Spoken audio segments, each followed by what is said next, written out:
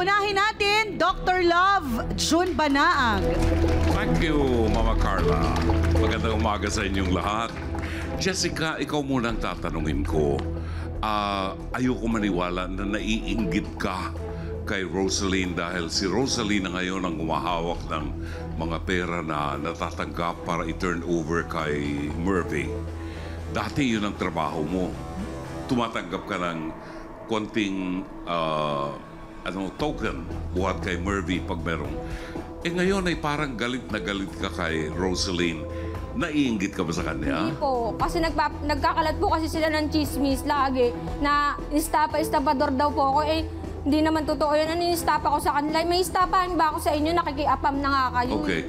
Kasi sa tingin ko, parang hindi ka naiinggit. Hindi po. Nagsa-sour grading ka lang. Kasi hindi na sa'yo napupunta yung parang seloso. Parang seloso. Well, anyway, gulong-gulo ko dito sa AFAM. Oo. Hindi ko alam kung anong konsepto nitong AFAM na ito. At ako'y meron bang AFAM na babae? Meron.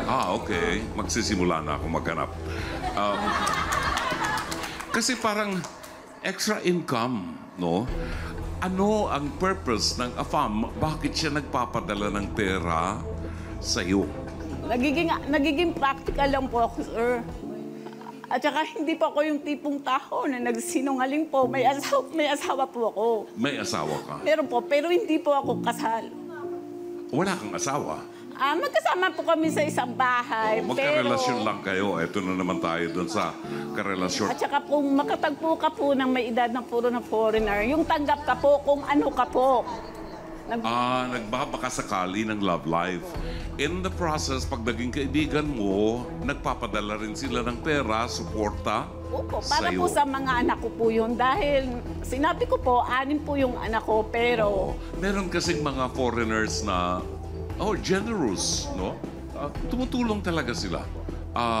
Pero ito, may intention ka na someday makakita ka ng isang foreigner na mapapangasawa mo. Is that right? Opo, yun po yung pangako ko sa sarili ko. Kung Yun ang magluluko pangako man mo po sa ako, sarili hindi mo. po Pilipino. At yun din ang purpose mo dito sa AFAM mo ngayon. Ayun po. May relasyon na ba kayo ng AFAM mo? Nagkakaintindihan ba kayo na labi-labi na kayo? Opo, sir. Napamahal na po ako. Alright. Samantalang ikaw ay may karelasyon pa rin dito na ka-live-in na ama ng iyong mga anak.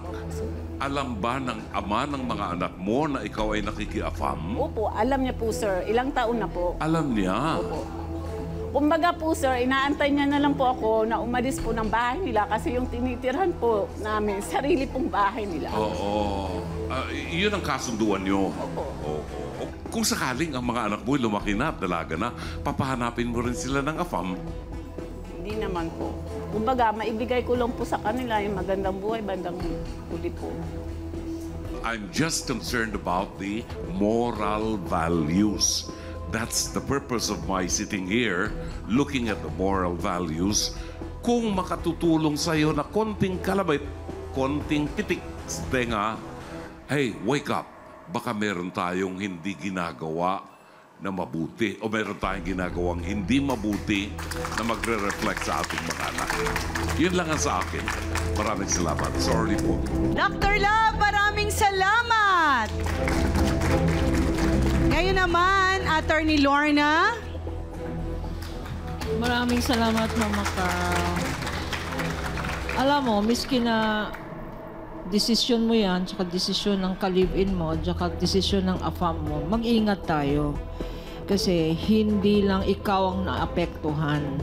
Ang naapektuhan ang mga anak mo at tsaka ang reputasyon ng Pilipina worldwide. Kung madali sa iyo na makipagkaibigan sa AFAM na yan, baka akalain mo na ay madali palang buhay ito. Baka yung mga anak ko pwede ring magano. Yes. Ang estafa dito, hindi yung pera. Ang estafa ito, ang estafa kung pinapahiram mo yung ID mo nang hindi naman ikaw. Kung sinasabi mo, Merv, na wala kang ID, nagtataka ako, ilang taong ka na, wala kang Wala kang miskin na anong ID? May ID po. Barangay ID? Meron po, kaso lang hindi po siya valid pag international, ma'am. Siguro yung pinapadala na pera, ang unang gawin mo, mag-ayos ka ng ID mo. Hindi ba? Gamitin mo para mag-ayos ng ID mo. Simpleng-simple lang yun. Para wala ng Jessica dyan, wala ng Rosel dyan. Pero ma'am, yung foreigner na yon ng time na nagpapadala, wala na po yun. Wala na nagpapadala sa'yo ngayon. Iba na. May bago na siyang apam ngayon, kaya lang ayaw niya na muna hingaan. Ayaw, hindi niya hinihingan yung ngayon. Ayun. Pero kahit na, magkuha pa rin siya ng ID. Kuha ka pa rin ng ID. Pa-member ka na ng SSS kasi kailangan mo yun. Baka kung may ID ka na, makahanap ka ng tunay na trabaho. Hindi ka na aasa sa AFAM na yan. Ano ma'am, pumapasok po ako. At saka ikaw, may kasama ka sa bahay, no? Pumapasok You po live ako in. ma'am ng panggabi po. Nagbabantay po ako ng siomay panggabi po. Oh, okay. Paggabi yun. Pero ang sinasabi ko sa'yo, kasi matagal ko na sinasabi dito, hindi alam ng mga katulad mo na naka-live-in na at may anak, na solo parent ka. Pwede kang mag-apply, doon ka kukuha ng ID, yung sa solo parent ID, sa DSW, ha? Pag binigyan ka ng ID, government ID mo na yan, may benefits yan, 1,000 per month. Yung mga anak mo, pwede pang may scholar, pwedeng testa, libre, kasi solo parent ka. Huwag mong isipin na, may tatay naman yung mga anak ko, hindi, okay lang yun. Pag hindi legally married, parang solo parent ka. Yun ang tignan mo sa DSW. Huwag ka na mag-AFAM. Tignan mo, sabi mo na pamahal mo na itong unang AFAM mo. Yung pala, pinalitan mo na ng iba. Ayan ang problema sa atin. Hindi pwedeng sabihin ng mga AFAM na yan ay ang Pinay. Pangkama, pangkusina, at pang-caregiver. Huwag naman. Yun! Naku, Ayan. Nako, malinaw yan, ha? Diba? Okay. Para lang naging patas ang pag-uusap natin. Maraming salamat, Attorney Lorna Kapunan. Ngayon naman, Dr. Camille, may gusto kayong ihabol. Okay. Since nag-umpisa ito dahil sa kawalang ID, alam niyo, di ba meron tayong tinatawag na Philippine National ID? Isa yan sa pinakamadaling makuhang ID. Kailangan nyo lang ng birth certificate. At saka hindi rin pa pwedeng sabihin mo na, Mervy, na gabi yung trabaho mo. Kasi sa pang-umaga, makakakuha ka ng ID na to. Pumunta ka sa malls, meron pa rin hanggang ngayon, kukunin lang yung picture mo at lahat. And Philippine National ID is recognized as one of the, yung government-issued ID na pwede mong gamitin sa lahat. So kahit na sabihin mo, hindi ka mag-APAM, pero kung gusto mo talaga mag-abroad at makapagtrabaho sa abroad, kaya yun.